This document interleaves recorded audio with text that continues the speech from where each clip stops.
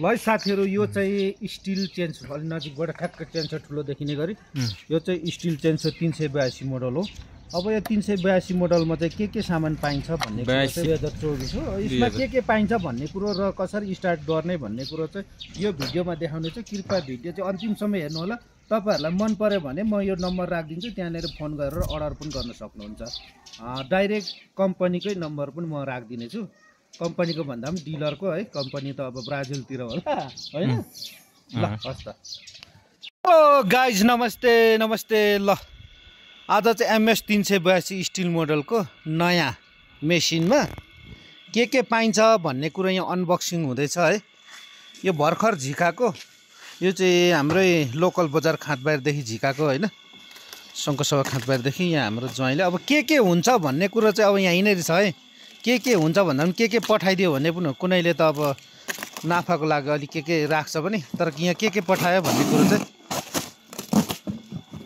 यहाँ देखाइने छ। यो अब यो कति इन्चको पाता ज्वाइँ थाहा छ तपाईलाई? 24 इन्ची होला। यो 24 इन्चको पाता। अब यो भित्र के रहेछ काटौँ न, फेरि साइडमा काटौँ न, सजिलो हुन्छ। त्यसरी सबै यस्तो काटौँ न, यस्तो काटौँ, तेर्सो हानु।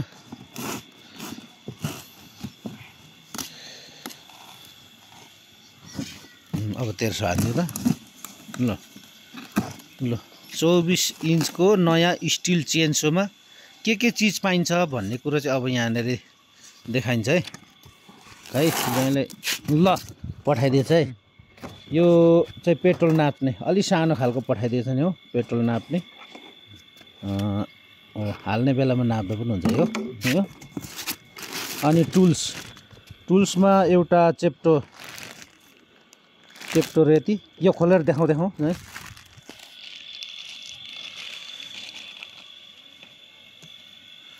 ल त्यसको काम के हो लु भनिदिनु पर्यो। त्यसको काम त धार लाउने। धार कसरी लाउने? यस्तो सिधा। अनि अरु के रहेछ? सिधा हैन। अब दाउरा काट्ने गिर्नेलाई छड्के लाउनु पर्यो। यो चाहिँ सकअप घटाउने भन्छौँ। अब यो चाहिँ अब हातले मिलेन भने सकअप थिचेर यसो थिचेर सर्ट लगाउने। जेस चेन मिलाउने भनौँ न हैन। चेन मिलाउने। ल अरु के रहेछ? अरु सबै निकाल्नु, त्यसलाई साइडमा राखौँ। ल एउटा पेपर रहेछ हैन, स्टिलको युजर गार्ड होला। ल त्यो छोडिदिउँ। अब अरु के आयो?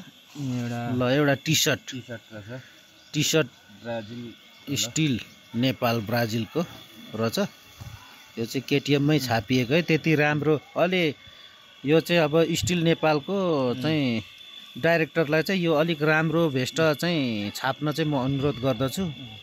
होइन भने अब होन्डाको किन्न थालिन्छ फेरि मेसिन। ल एउटा पन्जा, त्यहाँ चाहिँ रहेन चाहिँ स्टिलको छाप, त्यो चाहिँ त्यतिकै हालेको रहेछ नि हैन। बजारबाट किनेको यही आइन हारेर नि त बिसनलाई त रुन्दै पो रहेछ मान्छे त कता गयो। ल चेन रहेछ।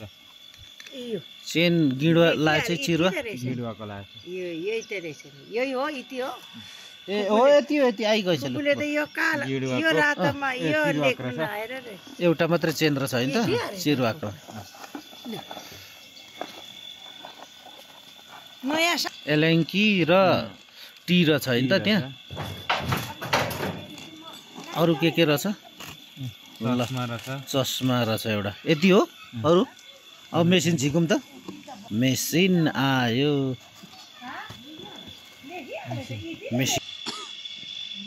बाइकमा त ल अब हामी चाहिँ यहाँ स्टार्ट गर्नलाई आँटिरहेछौँ। भयो किन धेरै अब धेरै त्यहाँ भरि पो लाउनु पर्छ त, फेरि मलाई घाटा हुन्छ। स्टार्ट हुने मात्रै पो त। ल हामीले चाहिँ यो स्टिल मेसिनमा टुटी मोबाइल नलाइकन हामीले पेट्रोल मात्रै युज गऱ्यौँ भने चाहिँ हाम्रो मेसिनको ब्लक पिस्टन चाहिँ चाँडोभन्दा चाँडो चाहिँ कोरिने हुन्छ। त्यही भएर हामीले एकदमै ध्यान दिनुपर्ने हुन्छ।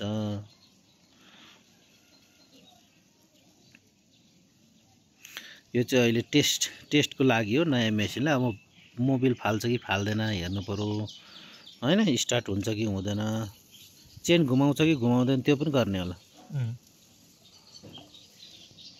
चेन पनि लाउने होला होइन। मेरो बुढीले चाहिँ मलाई ग्यास्ट्रिक औषधि ल्याइदिँदैछ।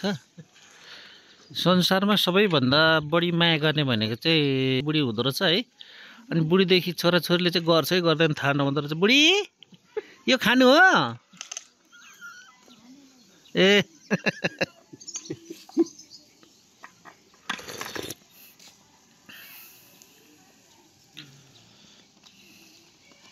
यहाँको थाहा पाइहाल्छ नि होइन।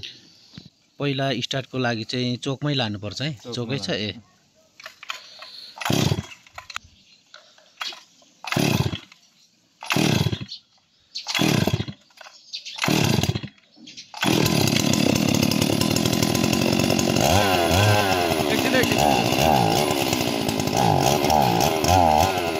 एकदिन चलोस् न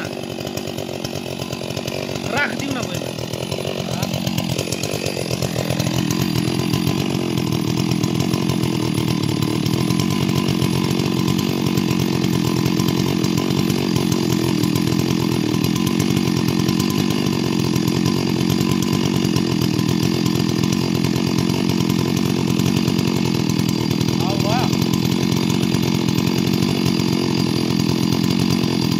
गरौँ त बिस्तारै बिस्तारै गरौँ त।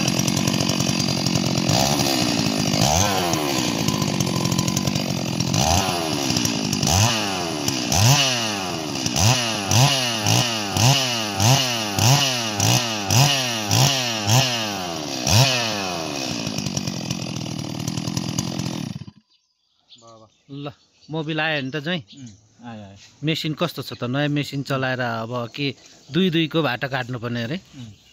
गाह्रो छ त हौ चाहिँ अनि दुईको भाटा काट्नु त। अब टिप भनेपछि जस्तो भने त्यस्तै काट्नु पर्यो नि त। दुईको अनि त्यो मान्छेले मागेको अनुसार पुरा गर्नु पर्छ। दुईको बिट काट्दा चाहिँ मूल्य चाहिँ कसरी पाइन्छ नि?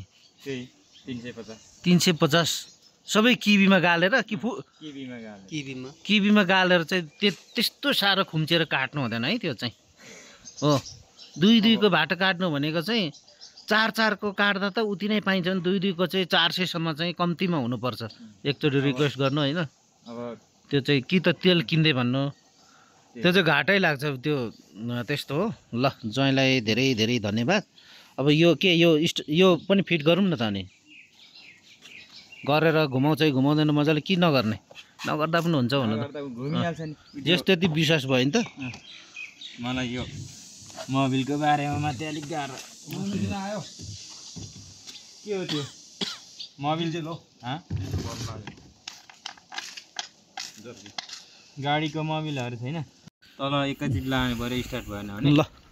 ल साथीहरू तपाईँहरूले नयाँ मेसिन स्टार्ट गर्दाखेरि चाहिँ उत्पोख्यो जहिले पनि यो चोक हुन्छ यो चोक भनिन्छ। यसलाई चाहिँ यो यसो तान्ने यो तलको यसो तानिसकेपछि यसलाई यसरी अनि यसरी 2 स्टेप गरेर स्टार्ट गर्नुपर्छ। होइन भने यो इन्जिनहरूलाई पनि यो तान्ने डोरीहरू बिग्रिने ओर्ने सम्भावना हुन्छ र बिहानै गर्दाखेरि पनि त्यसरी गर्ने।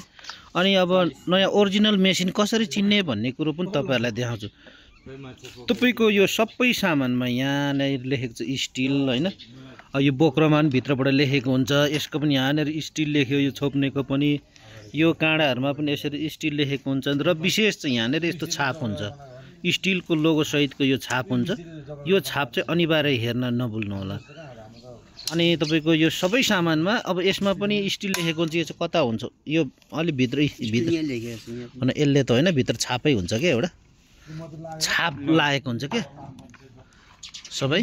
अनि यो डोरी चाहिँ पहिला 82हरूको 81को चाहिँ ठुलो हुन्थ्यो यसको चाहिँ अलि सानो हुन्छ डोरी।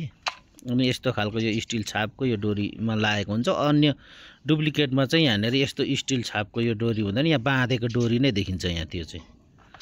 अनि यसको सबै यो भित्र यहाँ यो सानो सानो सामुनामा पनि यो ट्याङ्की यहाँ पनि स्टिल छाप यसरी पछाडि पछि स्टिल छाप हुन्छ। डुप्लिकेटमा चाहिँ यस्तो छापहरू हुँदैन यो स्टिलको छापहरू हुँदैन त्यतिकै यस्तो स्टिकर मात्रै टाँसेको हुन्छ डुप्लिकेटमा चाहिँ स्टिल भनेर। अनि ल गाइजहरू अब तर अब चलाउनेको हातमा नि हुन्छ सबै कुरा के हुन्छ भन्ने कुरा त होइन। हस् त धन्यवाद।